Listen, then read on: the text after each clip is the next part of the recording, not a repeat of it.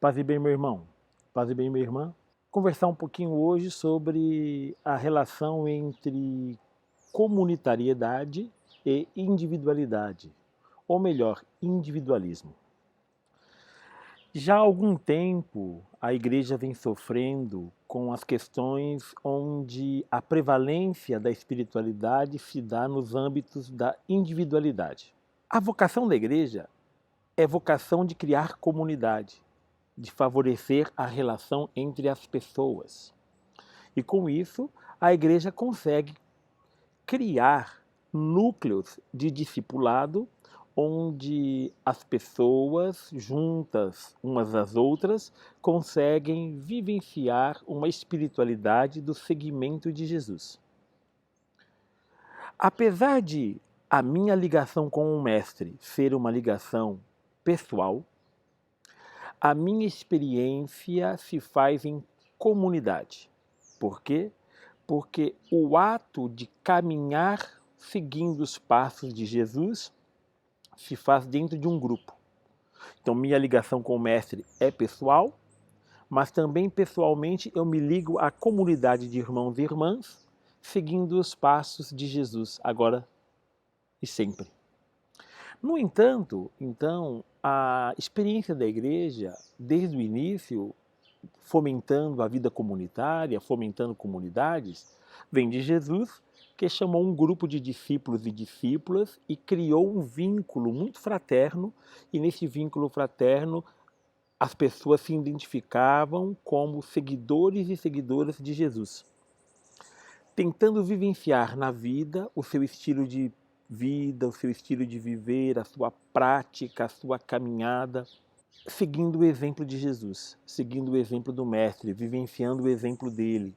Então, nessa experiência toda, nessa vivência toda do ser comunidade seguidora de Jesus, a igreja ela consegue vivenciar durante os séculos, ela consegue vivenciar uma experiência doutrinária, evangélica, fomentando comunidades. Mesmo quando a igreja ela se tornou cheia de pompas, cheia de roupinhas, cheia de traquejos, mesmo assim a igreja também fomentou comunidades pequenas, grupos de ordem religiosa, congregações religiosas, onde pessoas pequeninas se encontraram e juntas, juntando suas fraquezas, encontraram a força em Jesus de Nazaré.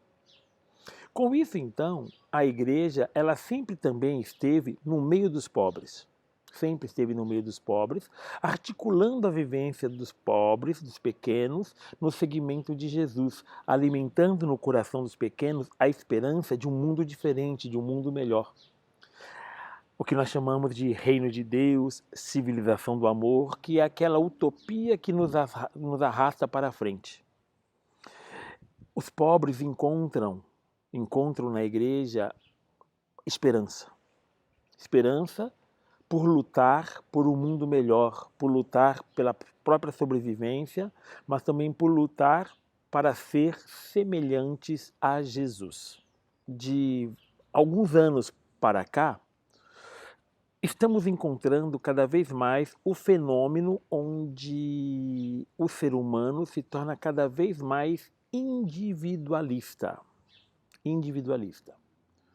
E aí, o que acontece? O ser humano, nessa sua corrida individualista, ele acaba tendo o outro como um adversário, um competidor. E aí o que acontece? Numa mesma comunidade, nós temos pessoas que participam da comunidade sem ser comunitárias. Tento viver na comunidade o meu segmento de Jesus, no entanto, não consigo viver a minha relação com o irmão. Onde nós chegamos ao absurdo de, numa mesma comunidade, nos damos a paz de Cristo, mas não sabemos quem somos, não sabemos nem o nosso nome. Eu te dou a paz de Cristo, irmão. A paz de Cristo, irmã. Se alguém me pergunta, quem é ele? Eu não sei. Quem é ela? Eu não sei. e eles também não sabem quem eu sou. Vivemos numa mesma comunidade que não forma vínculos comunitários. E por quê? Porque a onda do individualismo não permite a criação de vínculos. E a igreja hoje se vê submetida a esta onda. E a igreja também tem dificuldade de criar vínculos. E aí, cada vez mais, o ser humano ele acaba se tornando um eremita do egoísmo. Os eremitas originais, eles são comunitários. Apesar de viverem sozinhos, de vez em quando eles se encontram para nutrir suas experiências de seguimento de Jesus. Então, o eremita originário, ele é profundamente comunitário, apesar de viver sozinho. Mas ele sempre está em sintonia espiritual com toda a comunidade. No entanto, os eremitas de nosso tempo não vivenciam esta experiência. Pelo contrário, sozinhos, mesmo que estejam rodeados de pessoas, vivem de tal maneira o anonimato, o seu segmento de forma anônima, e é contraditório porque o meu vizinho não deve saber quem eu sou, mas eu coloco toda a minha vida, pelo menos a aparência da minha vida, nas redes sociais. Eu coloco a aparência da minha vida nas redes sociais, no Facebook, no Instagram, no Twitter e entre outros aí, né? E eu exponho aquilo que eu quero que o outro veja, mas eu não quero que o meu vizinho saiba quem eu sou. Então, os eremitas do nosso tempo, os eremitas da individualidade ou do individualismo, são pessoas que são extremamente isoladas, e são seletivas na sua relação. Então, eu não permito que você entre no aspecto privado da minha vida. Você pode entrar aqui, ó, na rede social e ver o meu aspecto público, mas você não pode entrar na minha particularidade, na minha vida privada. Isso eu não te permito, porque esse núcleo é individual, ele é meu e eu não quero que você entre. Então o que acontece? Nesse tempo onde nós vivenciamos esses eremitérios individualistas, a comunidade sofre. Então, por exemplo, as comunidades eclesiais de base, as SEBs, elas são profundamente formadoras de relação humana. Elas são comunidades por excelência. E as SEBs se tornam vítimas, são as primeiras vítimas desse novo tempo, dessas novas relações muito individualistas. Então as SEBs se viram enfraquecidas de tal forma que elas hoje agonizam nas suas relações. Formamos comunidade, mas temos essa dificuldade de experimentar uma relação com o outro, por causa desse aspecto muito privativo da vida. E as comunidades, então, de base, elas se veem aí, de fato, cheias de dificuldades. As pastorais de profundidade comunitária, como, por exemplo, a pastoral da juventude, se vê hoje com muita dificuldade, se vê hoje com muitos problemas, se vê hoje com tantas e tantas dificuldades que a pessoa que é participante da pastoral da juventude percebe sua pastoral muito enfraquecida e outras experiências individualistas de juventude crescendo na experiência da igreja.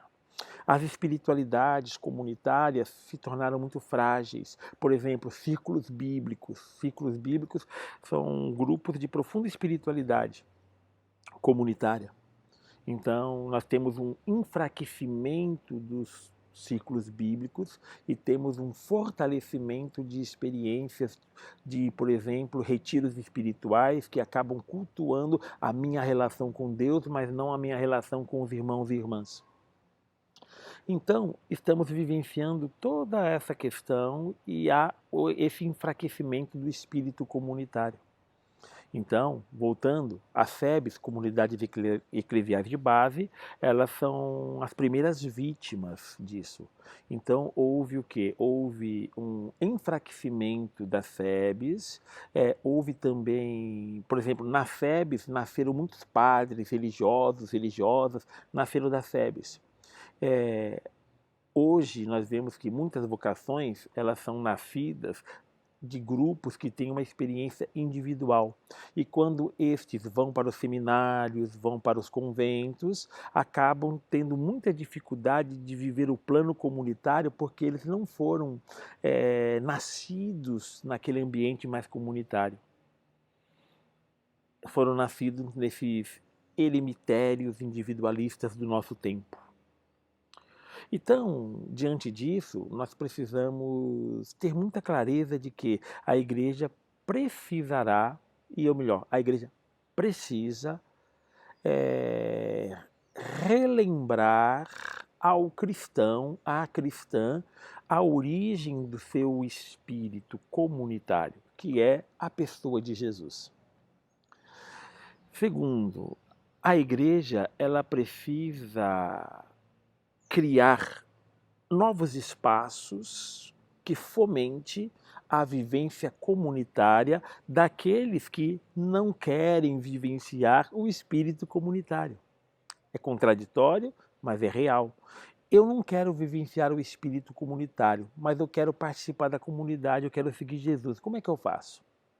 Então, a igreja tem que criar novos espaços de formação que pegue o discípulo cru, individualista, e faça com que ele ingresse numa verdadeira escola de comunitariedade. Isto é, nós precisamos repensar nossos aspectos catequéticos, precisamos repensar nossos aspectos teológicos e precisamos repensar nossos aspectos espirituais, de tal maneira que o princípio comunidade esteja na base das nossas relações.